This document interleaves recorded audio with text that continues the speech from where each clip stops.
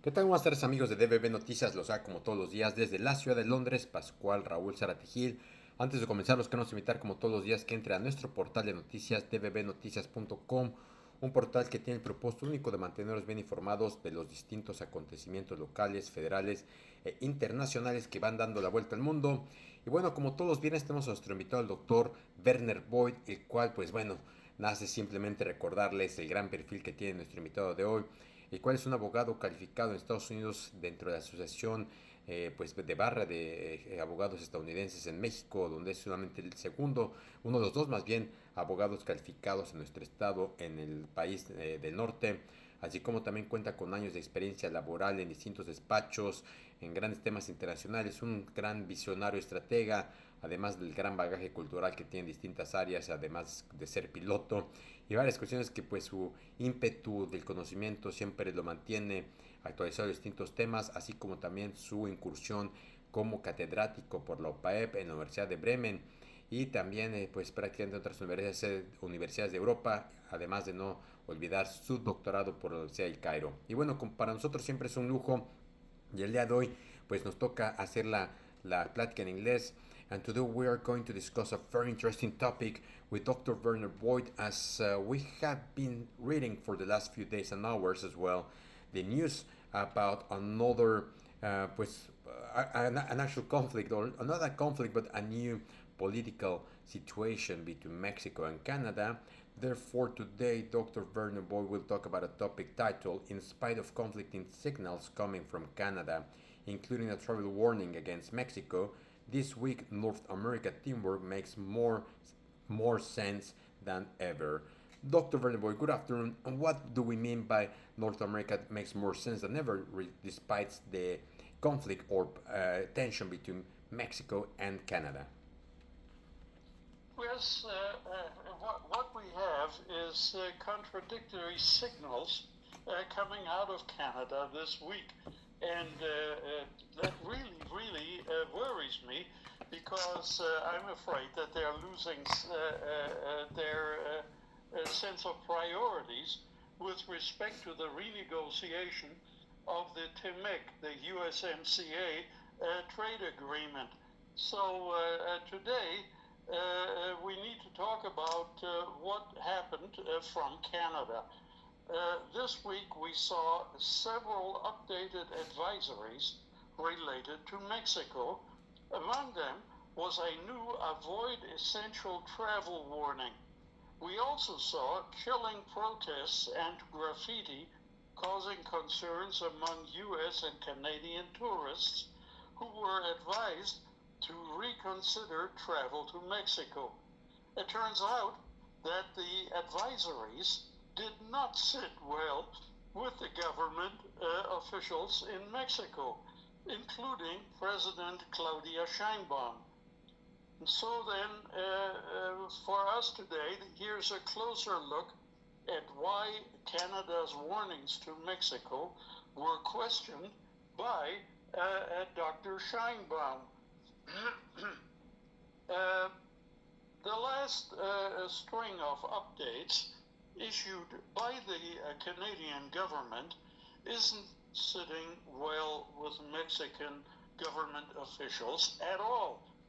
In a recent update, the Canadian government issued this warning.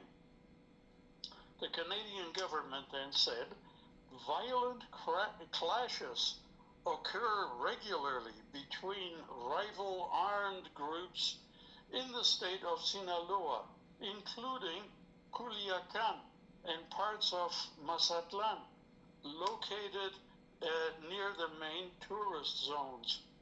Armed groups have stopped vehicles on the highway from Culiacan to Mazatlan and other major roads in Mexico.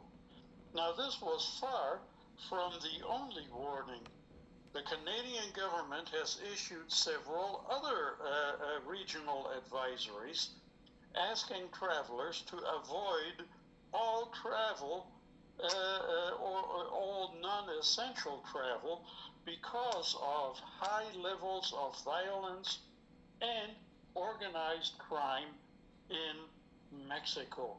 That lengthy list of the Canadians includes the following: Chiapas, excluding the city and the ruins of Palenque, the city of Tuxtla Gutierrez, and the city of San Cristobal de las Casas. The rest of the state of Chiapas is basically off limits to Canadians. Then we have Chihuahua, excluding Chihuahua City. Then we've got a travel warning for Colima, excluding the city of Manzanillo. Then Guanajuato, in all areas south of and including highways 43D and 45D. Then Guerrero, excluding the cities of Ixtapa, Cihuatanejo, which is the main tourist area, but the rest of the state is apparently too dangerous for the taste of the Canadians. Then Jalisco, then Michoacan, then Nayarit, then Nuevo León, then Sinaloa, and all of Sonora, Tamaulipas, and all of Zacatecas, excluding Zacatecas City. As I said, this list isn't sitting well at all with President Claudia Sheinbaum, who sees this Canadian travel advisory as an attack on the country of Mexico in general, and that's certainly understandable. Now, it should be noted that the updated advisory does not include Mexico City. However, the media in Mexico are reporting that warnings were issued for 14 of the country's 31 states, including Mexico City. Although there are advisories for Mexico City, the capital was not part of the recent update.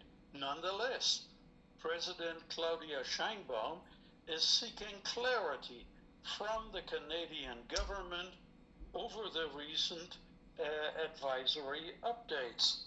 Now, and what has been Canada's response? They say, Global Affairs Canada does not comment on state-to-state communications or on the details of diplomatic discussions. So they're basically giving us, here in Mexico, the cold shoulder. Well, we've gone more than 1 year in a war, yes, I suppose you can call it that, and this is the reality that we are living in. This demands the government of Mexico to pay attention to the Canadian warnings. The advisories have sparked major concerns in Mexico because they will harm Canadian travel to Mexico, especially with the recent boycott of the United States by Canada. In spite of this regrettable hostility that I just explained, the Canadian Food Inspection Agency started issuing electronic phytosanitary export certificates for grains and grain products destined to Mexico as of November the 3rd, and that is facilitating trade by reducing the risk of fraud and eliminating longer delivery times associated with mailing paper documents.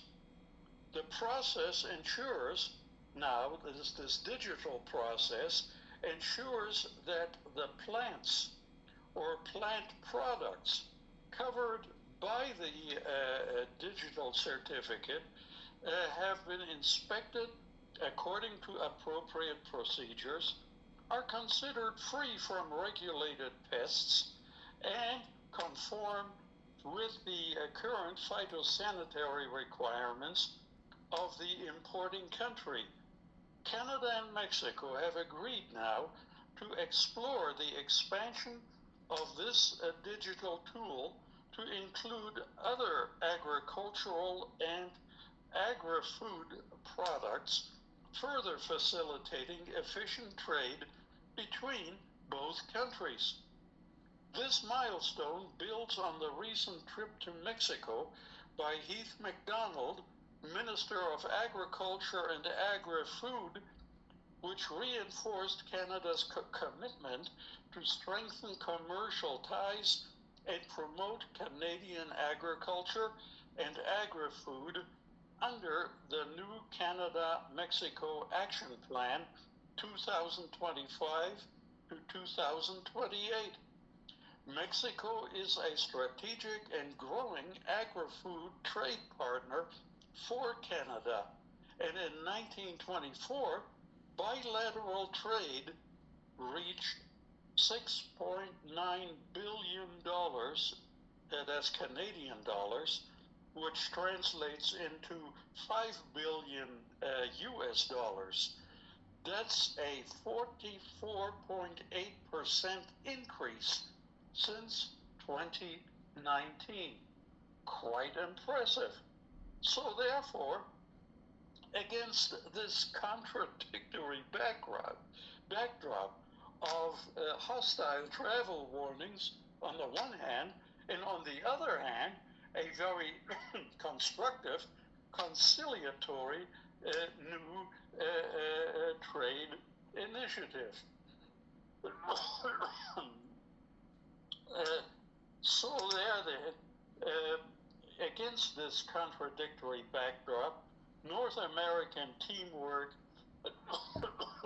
makes more sense than ever.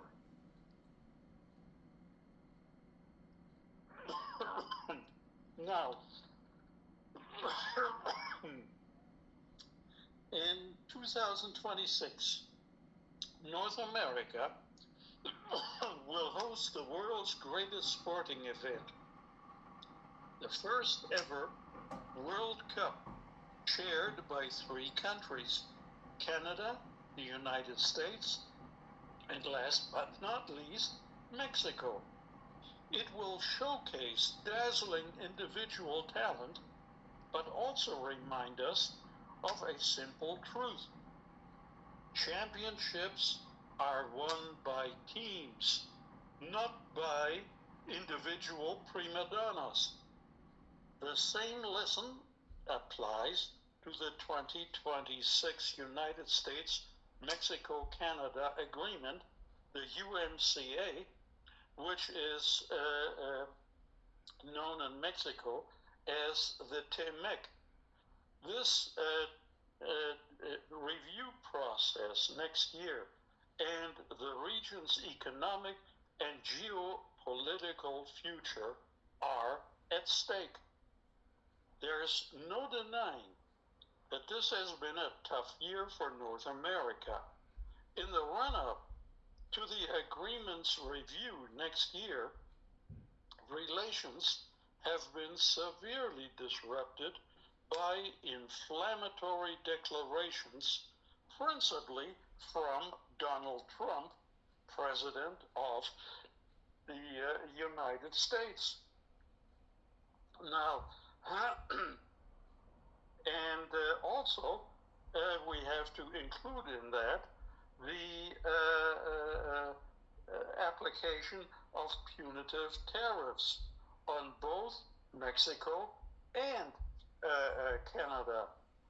Now, that has been straining relations among the 3 countries, even as their economies remain deeply intertwined. Canada is now actively seeking to diversify its commercial and diplomatic relationships with the United States of America.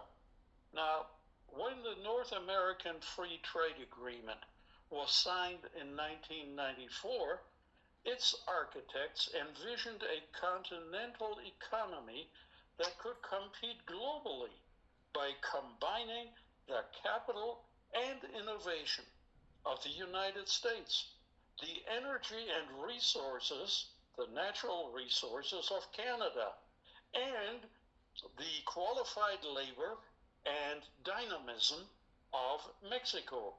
The result then was a region that became the world's most competitive manufacturing platform, transforming not only trade flows, but the texture of daily life across the continent. Factories, universities, farms, and cities became part of a vast interlinked network that created millions of jobs and raised living standards in all three nations. Those fundamentals remain, but the global environment has shifted dramatically. China's economic and geopolitical rise, the disruptive power of automation and artificial intelligence, and the politicization of global trade have all undermined the open system that North America relied upon for decades, since 1994. In this new environment, regional integration is not a luxury, it is an absolute necessity. Our diversity is our greatest strength. Canada, with its energy and advanced manufacturing base, and Mexico's youthful workforce and expanding industrial sector, and America's technological leadership together create a foundation for sustainable growth unmatched by any other regional bloc. Demographically, economically, and culturally, North America has the scale and the flexibility to withstand shocks and seize opportunities, from nearshoring and digital trade to the clean energy transition and critical minerals development. As AI, that is artificial intelligence, and automation continue to advance, our depth and breadth will be ever more important as a comparative advantage. We have done this before. Together, our three nations have weathered the crises of 9/11, the terrorist attacks on the World Trade Center in New York, the 2008 financial collapse, the H1N1 influenza pandemic, and then the COVID-19 pandemic, and the aftershocks of global supply chain disruption. In each case, North American cooperation proved its worth, and we definitely have been very successful. In each case, we got through the storms together, with emphasis on the word together, whether through information sharing, mutual aid, or cross-border production. Now, the USMCA trade agreement built on that legacy, modernizing North American trade for the digital age and reinforcing the rules that underpin our regional economy. As the agreement approaches now its first mandatory review in 2026, next year, the same year the World Cup arrives on our shores. Now, all of that calls for a broader vision to think not only of North America, but of the Americas as a platform for collaboration, innovation, and, I think, shared prosperity. So finally then, at a moment when the world seems to be pulling apart, North America can demonstrate that cooperation and resilience remain critically important. The United States-Mexico-Canada agreement is more than a trade agreement. It is a strategic framework for navigating a volatile century defined by competition with China, with technological upheaval, and environmental stress. In 2023, when the world watches our three nations come together on the soccer field, it will see what collective talent can achieve when we play as one team, all three nations together. The same principle should guide our policymakers as well as our business leaders. If we remember how to play together, to pass, defend, and score as a unit, there is no limit to what we can achieve together.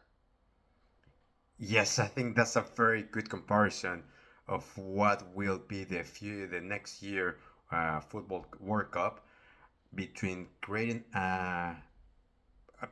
joining together forces, the attack, the defense, and the middle field as well.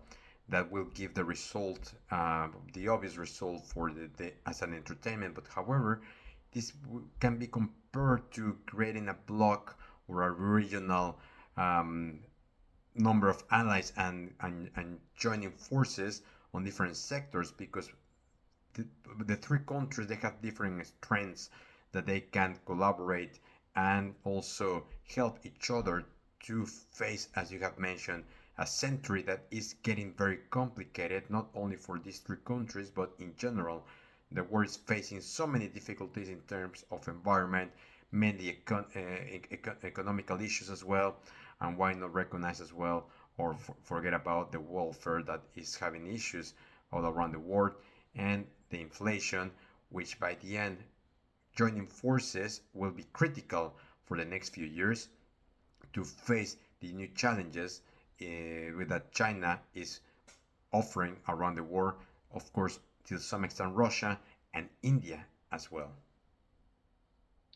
Absolutely, and I think we need to definitely continue and even emphasize even more President Scheinbaum's non-confrontational strategy with Donald Trump.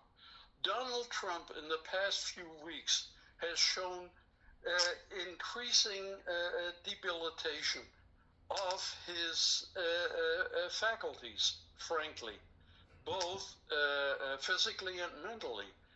We need to be supportive of him. I mean, after all, next year he's going to be 80 years old. He's no longer a young man, no longer a spring chicken, and he is showing it. And we need to be supportive of him in these final 3 years of his presidency, because in a very defensive manner, he is becoming combative on an ever greater scale when he is confronted directly. And I think up to this point, the Sheinbaum administration has been absolutely brilliant in managing to neutralize his most destructive instincts. Absolutely. And I think that's a key point as well for the current Mexican administration to continue with the same approach with the US or at least the Donald Trump administration. Also, let's consider that the Trump administration will come to an end, but the outcome of these two governments between Mexico and of course Canada, we can exclude it, and Donald Trump, is that it will have a number of repercussions if the trade agreement or it continues or is fully terminated, or we go to bilateral agreements that will make the nations weaker compared to other regions, but also that the current government that will be gone will create a big hole for the communities, for the economy, and of course the industries from all these three countries. Let's hope we can keep the trilateral USMCA, the TEMEC, together. Because, as you just said, bilateral approaches are going to debilitate North America. So Mexico's non-confrontational strategy is to be emulated by Canada, by all means. Absolutely, yeah. It's been only a few years and a few more years ahead of us. So fingers crossed that all the strategy from Claudia Sheinbaum administration will continue being patient, smart, and they know when to raise their hand, when to stop, and also how to negotiate. So the next agreement will continue regardless who is going to be leading the government from all the three countries. Absolutely, I agree. Dr. Werner Voigt, we would like to thank you so much once again for another amazing comment. Basically, everything that we are looking sometimes just as a normal news of apparent ban or at least some warnings to the Canadian citizens to visit our country, in reality can represent a higher tension between countries. However, again, the Mexican administration has been smart enough in how to manage this type of news and the approach that the Canadian government has taken at this stage in terms of visiting our country. Yes, indeed. We would like to wish you a great weekend. Speak to you hopefully next week, and thank you once again for this comment. My pleasure. Thank you very much. Pues amigos, como escucharon, muy interesante realmente lo que está ocurriendo. La postura de Claudia Sheinbaum sigue destacando, como comenta el doctor Werner Voigt, de tratar de buscar, evitar más bien el conflicto, la fricción y buscar la negociación, sobre todo considerando que se ven tiempos importantes. Y creo que el punto toral es que la región será más fuerte junta, como lo compara el doctor Werner Voigt al futuro mundial que se llevará a cabo en los tres países. Y también no olvidar que pues las administraciones actuales pues serán líderes temporales y las repercusiones serán simplemente más eternas para los países, y ojalá que no caigamos en unas negociaciones bilaterales o acuerdos bilaterales. Como siempre les agradecemos como cada viernes.